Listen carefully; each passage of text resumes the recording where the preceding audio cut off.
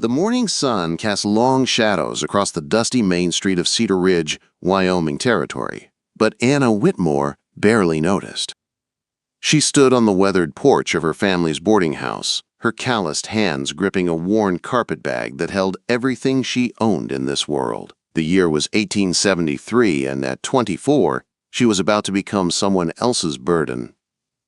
"Best you wait inside," her sister-in-law Martha said from the doorway, not unkindly but with that careful distance people used around her these days. "The wagon won't be here for another hour." Anna didn't move. She'd grown used to being treated like cracked china. Something once useful, now broken beyond repair. 3 years of marriage to Thomas Whitmore had ended with his death from consumption, leaving her with nothing but the whispers that followed her like tumbleweeds in the wind. Barren. Childless. Cursed. The boarding house door creaked open again, and her brother Samuel stepped out. His face carried that uneasy mix of guilt and relief. "Anna," he began, clearing his throat, "you understand this is for the best. Martha's expecting again, and with 4 mouths to feed already." "I understand perfectly," Anna said, her voice steady as prairie grass before a storm. She understood more than he realized. A woman who couldn't bear children was worth less than a lame horse in a town where big families meant survival. And Samuel's charity had finally run dry. "Monroe's a decent man," Samuel continued, trying to sound sure. "Got himself a good spread 20 miles west. Lost his wife and boy to fever years back. He needs a woman to keep house." Anna almost laughed at the bitter irony. Jack Monroe. She'd heard his name whispered in the saloon when men thought their wives weren't listening. A rancher who lived alone, a man half buried with his ghosts, who came to town twice a year for supplies and never stayed longer than needed. The perfect place to hide an embarrassment like her. "The church ladies arranged it," Martha added quickly, "through Reverend Phillips." Mr. Monroe agreed to the arrangement. Arrangement, not marriage, not partnership, just an arrangement, like she was furniture being shipped west to fill an empty corner. Down the street, Anna saw Mrs. Henderson and Mrs. Clark near the Mercantile. Heads bent close in gossip. When they noticed her watching, they looked away, but not before Anna caught the satisfaction in their eyes. This was their idea of mercy. Send the barren woman to the lonely cowboy. 2 misfits canceling each other out like a cruel joke. "He doesn't know, does he?" Anna asked quietly. "About my condition?" Samuel hesitated. "Wasn't relevant to mention. Man needs a housekeeper. You need a home. Simple as that." Simple. But it wasn't. It was exile, wrapped in charity. A final washing of hands. The rattle of wheels on hard-packed dirt broke the silence. A freight wagon rolled up, driven by old Pete Sullivan, his weathered face unreadable. "Morning, Miss Anna," he said, tipping his hat. He'd known her since she was a child, but now he couldn't quite meet her eyes. As Samuel lifted her trunk onto the wagon, Anna noticed how many people had found reasons to be on Main Street. The blacksmith paused mid-swing. Young Mrs. Davies stood frozen outside the general store. Even the saloon girls peeked from the dusty windows of the Lucky Dollar. They'd all come to watch her leave. "Right when you get settled," Martha said softly, but they both knew she wouldn't. What was there to say? That the joke had gone as planned? Anna climbed onto the wagon seat beside Pete, her back straight despite the weight of humiliation pressing on her shoulders. As the horses started forward, she heard a boy's voice call out, "Ma, why's Miss Anna leaving?" "Hush now," Mrs. Henderson replied. "She's going where she belongs." Where she belonged. The words followed her like a curse as the wagon rolled past the church where she'd been married and the cemetery where Thomas lay buried. The town shrank behind her, but the shame stayed close, an invisible passenger beside her. "Fine weather for traveling," Pete offered after a while. "Yes," Anna said absently. She barely saw the sky or the wildflowers by the trail. Her mind was already racing ahead, to the man waiting at the end of this road, the one who'd lost everything and didn't yet know a broken woman was being sent his way. The storm Pete predicted came sooner than expected, catching them 10 miles out. By the time they reached the unmarked gate that led to Jack Monroe's ranch, both were soaked to the bone. "This is as far as I go," Pete said, avoiding her eyes. House is another mile up that path. Anna climbed down, her boots sinking in the mud. Thank you, Pete. He hesitated. You sure about this, Miss Anna? I could tell folks you changed your mind. Say you headed east instead. I have no family in the east, she said simply, gripping her carpet bag. This is where I'm meant to be. Pete tipped his hat and turned the wagon back toward town. She watched it disappear, then turned toward the narrow, muddy track that wound through the tall grass. The land was wilder here. Lonely and vast, the kind of place where voices carried for miles and still found no answer. By the time she saw the house, dusk was falling. The ranch sat low against the horizon, built of weathered logs gone silver with age. A barn leaned beside it, a few sheds scattered like forgotten thoughts.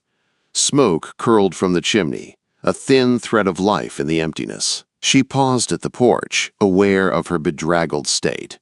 Mud-stained skirt, hair come loose, pride worn thin. The door opened before she could knock. Jack Monroe filled the doorway, tall and broad-shouldered, with gray eyes like a winter sky.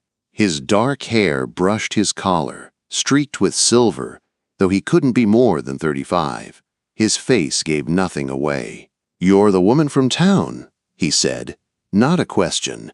"Anna Whitmore," she managed, lifting her chin. He studied her a moment, then said flatly, "You're late." "Storm?" "Yes. My trunk's at the gate. It was too heavy to carry." Without a word, he strode past her, disappearing down the track. Anna stood dripping on his porch, unsure whether to follow. She didn't. The house behind her looked tired. Curtains missing, garden gone to weeds, silence heavy as the storm itself. When Jack returned, he carried her trunk on one shoulder as if it weighed nothing. He set it down gently on the porch and met her eyes for the first time. "Best get inside." "Storm's not done yet." The house smelled of dust and ashes, a bare kitchen, cold fireplace, and a table set for one. Everything spoke of a man who'd stopped living, just surviving. "Your room's down the hall," he said. "Was my wife's sewing room. Cleared it out yesterday." "Thank you," Anna said softly. "Get some rest." "Tomorrow's soon enough to figure the rest." Then he turned away, his boots echoing down the hallway, leaving her alone in the lamplight. Anna looked around the silent house and thought, so this is where jokes end. But as thunder rolled over the plains, she whispered to herself, "Let it come." She'd survived worse storms than this. Tomorrow, she'd start again. And neither the town nor its laughter would decide her worth ever again. Wait, before we move on, what do you think about the story so far? The next morning broke clear and cold. Sunlight streamed through the windows, touching the dust that hung in the air like memory. Anna woke early, her body stiff from travel and the unfamiliar bed. For a moment, she forgot where she was until she heard the faint creak of floorboards and the sound of boots moving across the porch. Jack Monroe was already at work.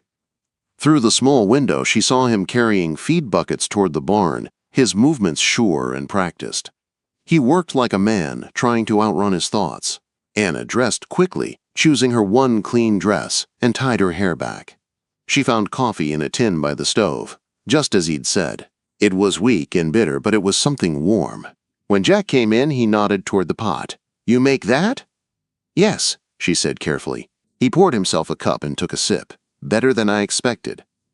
"Thank you," Anna replied, unsure whether it was a compliment or surprise. They ate in silence. He ate quickly, efficiently, then pushed his plate away and stood. "I rise at dawn, work till dark, meals on time, laundry Mondays, town trips first Saturday each month. You'll have egg money if the hens start laying again." Anna nodded. Understood.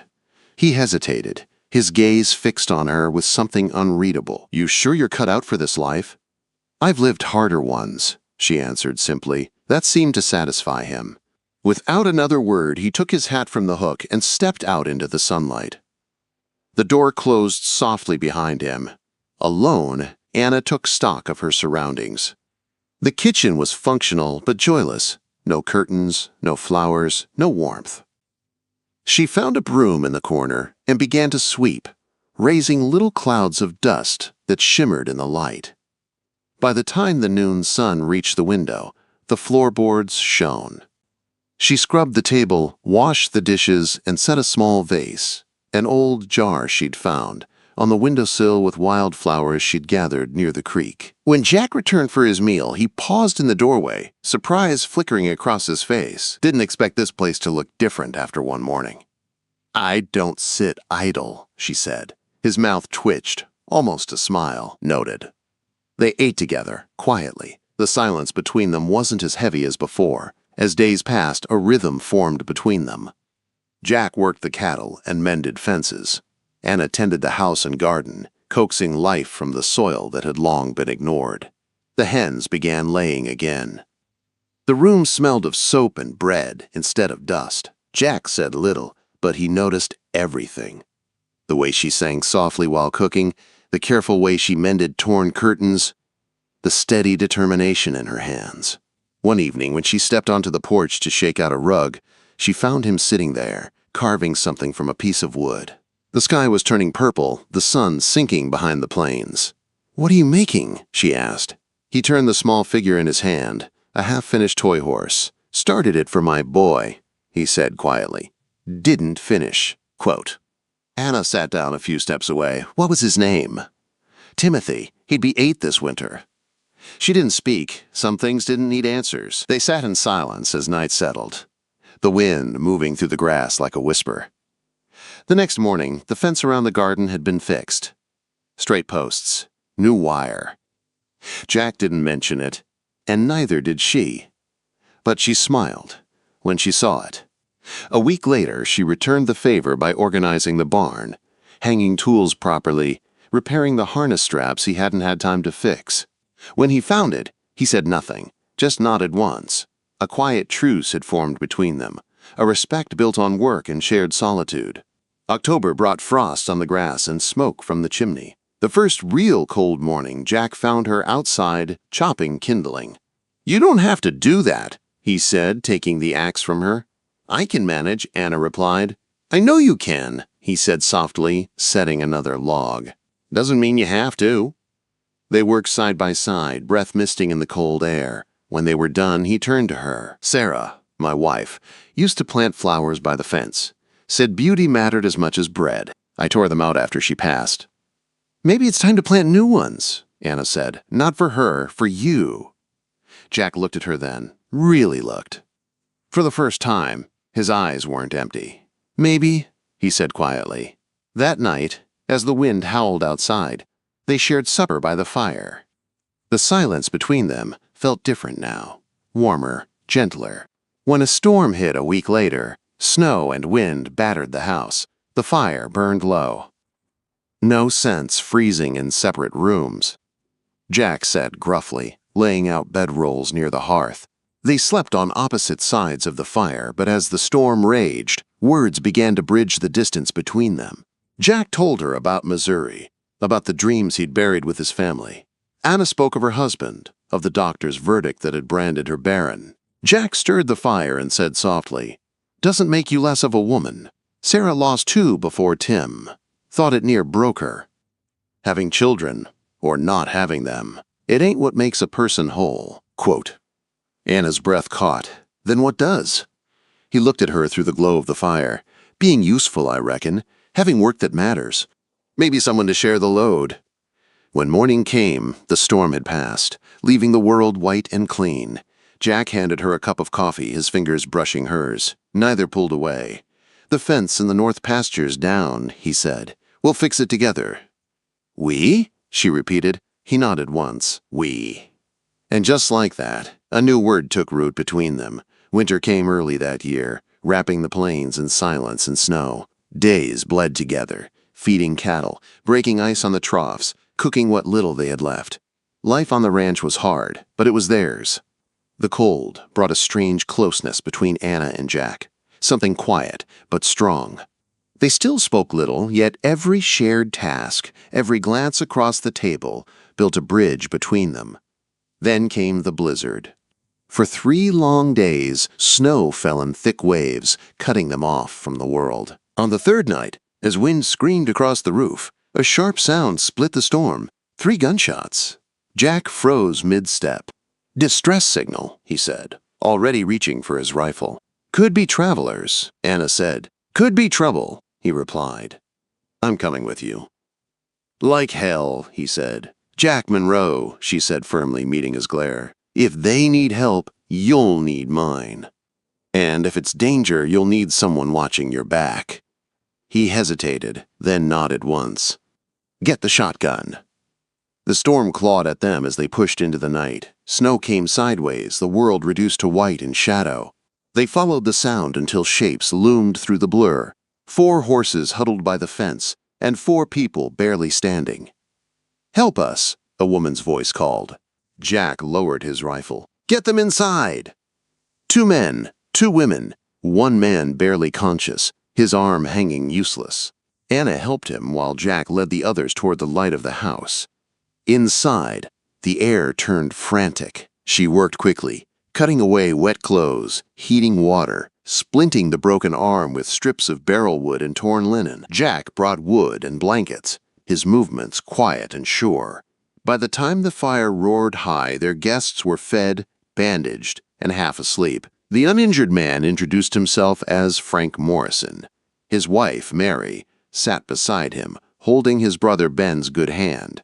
The other woman was Catherine, Ben's wife. We got caught when the storm hit, Frank said. Left the wagon train 2 days back. You're safe now, Anna said gently. Mary smiled faintly. You too saved our lives. Anna glanced at Jack, who was sitting near the fire cleaning his rifle. We just did what needed doing. When Mary asked, How long have you two been married? Jack looked up and said, Few months. Anna blinked in surprise, but said nothing. Later, when the guests were asleep, she asked quietly, Why did you tell them that? Jack shrugged.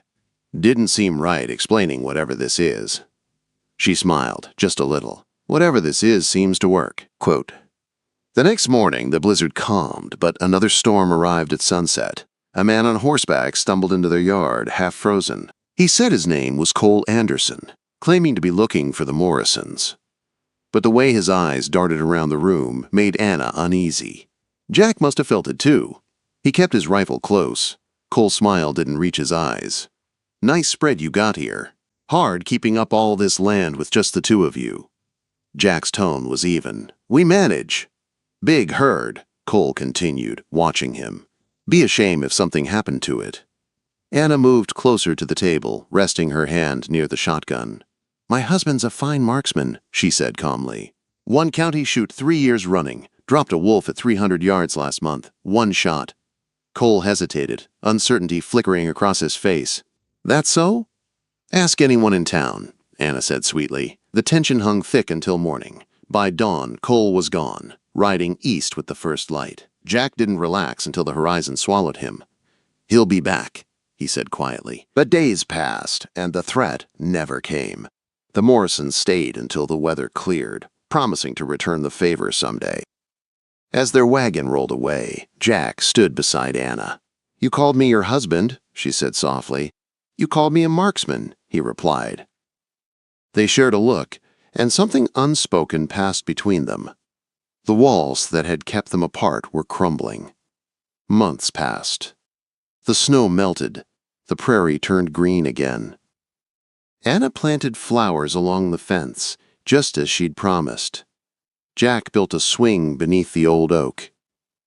The silence that once filled the house was replaced by small talk, laughter, and the steady rhythm of belonging. Then, one morning, a faint knock sounded at the door. Anna opened it to find a young woman swaying on the porch, a bundle clutched to her chest. Please, the woman whispered before collapsing. Anna caught her, calling for Jack. When they got her inside, they found the bundle was a baby, a newborn, weak but breathing. The woman's fever burned high. My name's Rose Sullivan, she gasped. Came from Kansas, looking for his father. Quote, Jack fetched blankets while Anna cradled the baby. What's his name? She asked softly. William, Rose whispered. After his daddy. 3 days later, Rose was gone. The fever took her quietly at dawn. They buried her on the hill behind the house, marking her grave with a wooden cross. What now? Anna asked, her voice breaking. What do we do with the child? Jack's answer was simple. We raise him. But, no buts, he said firmly. That boy needs a home. We've got one. They named him William Monroe. The following months transformed the ranch again. Anna learned to care for the baby, his tiny hands curling around her finger. Jack helped at night, pacing the floor when William cried. He built a cradle with his own hands and filled the house with quiet laughter again. When spring came, they took William to town to finalize the adoption papers. The judge smiled as he signed. You two make a fine family. But Cedar Ridge talked. How convenient, some whispered. The barren woman suddenly has a baby. Anna ignored them, holding her son close. But when Mrs. Henderson cornered her outside the Mercantile, demanding to know where the child came from, Jack appeared. He came from heaven, he said calmly, and he's ours. From then on, no one dared ask again. Years later, folks would still talk about the woman they'd sent away as a cruel joke, the barren bride given to a lonely cowboy. But when she came back, she wasn't alone. She returned with a husband who loved her, a child who called her Mama, and a life fuller than any of them could imagine. The joke had been on them all along. Because love, it turned out, had the last laugh.